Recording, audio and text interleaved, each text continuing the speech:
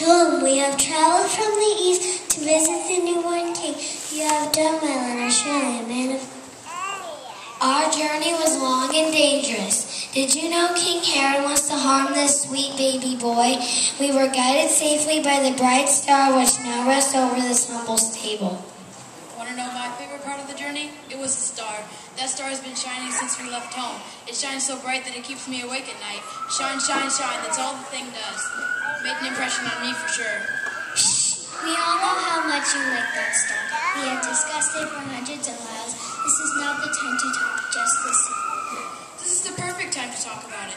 Without that star, we would have been lost long ago. It led us directly to this place. Can you imagine dropping off our gifts to the wrong baby in the wrong stable? That is highly unlikely. We're very wise men. We would find our way. Getting lost is never the plan. As you can imagine, I've had a lot of time to reflect. Get it? Reflect? While bouncing along on that camel. I wrote a song you guys might like. I'll add it to my gift for the newborn king.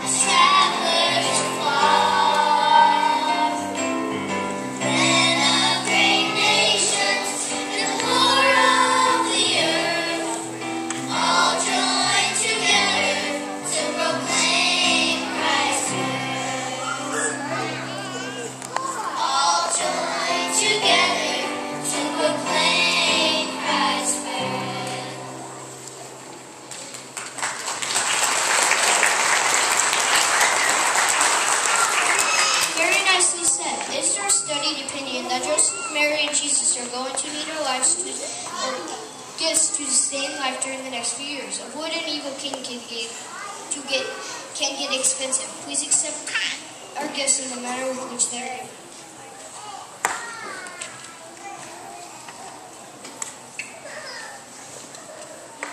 I present the gift of gold.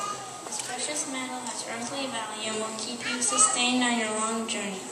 Gold represents Jesus' kingship.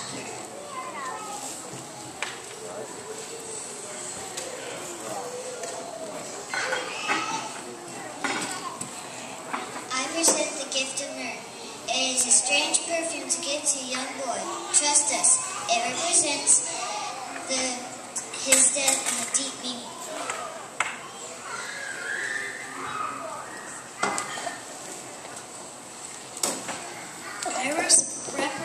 I present the gift of frankincense. It is a perfume used to to honor and pay homage to God, our Father and Creator of us all.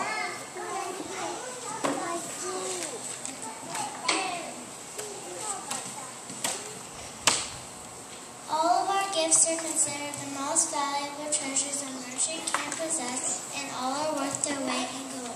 We bow before the King of Kings and Lord of Lords.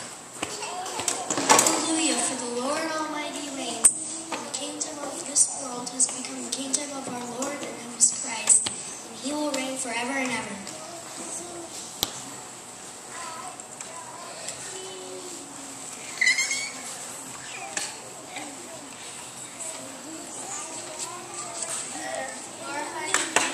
For all the things they had heard and seen, which were just as they had been told. When the time of their purification according to the law of Moses had been completed, Joseph and Mary took him to Jerusalem to present him to the Lord. Now there was a man in Jerusalem called Simeon, who was righteous and devout. He was waiting for the consolation of Israel, and the Holy Spirit was upon him.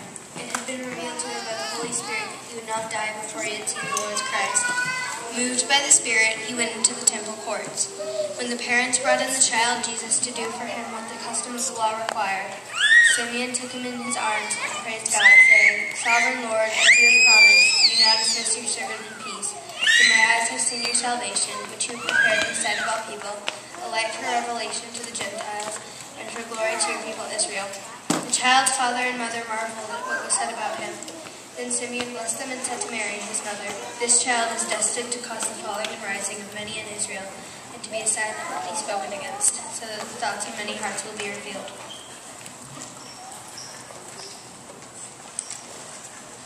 What a night, what a story, what hope for all of us who know that seeing is believing.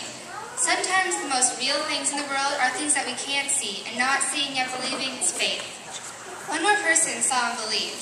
She wasn't wealthy or important. In fact, she was a poor, old, and a widow. Anna was important to God.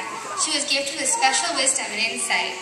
People recognized Anna as the woman they saw praying and fasting in the temple year after year, and the one who radiated love and joy.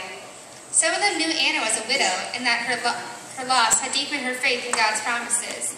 The Redeemer of Israel had come at last. This is no ordinary message, but Anna was no ordinary messenger. Anna recognized that this tiny baby named Jesus was a long-awaited Messiah. Her heart jumped inside her. God's promise was at last being fulfilled. The deliverer had been sent, and God allowed Anna to see the Savior before she died. Luke says, coming on the instant, she gave thanks to the Lord and spoke of him to all those who lived for redemption in Jerusalem. Anna was really happy. People must have been surprised and even doubtful when she proclaimed God's message, especially when she said the Messiah was a poor peasant boy. Anna lived in a time when a woman's testimony was not even allowed in the court of law. Because she chose to trust God and fulfill the special purpose of her life, her obedience placed her in the right place, at the right time, in a spirit sensitive to God's leading. Anna had an honor of being one of the first evangelists ever recorded in Scripture, one who gladly proclaimed the great news of the promised King.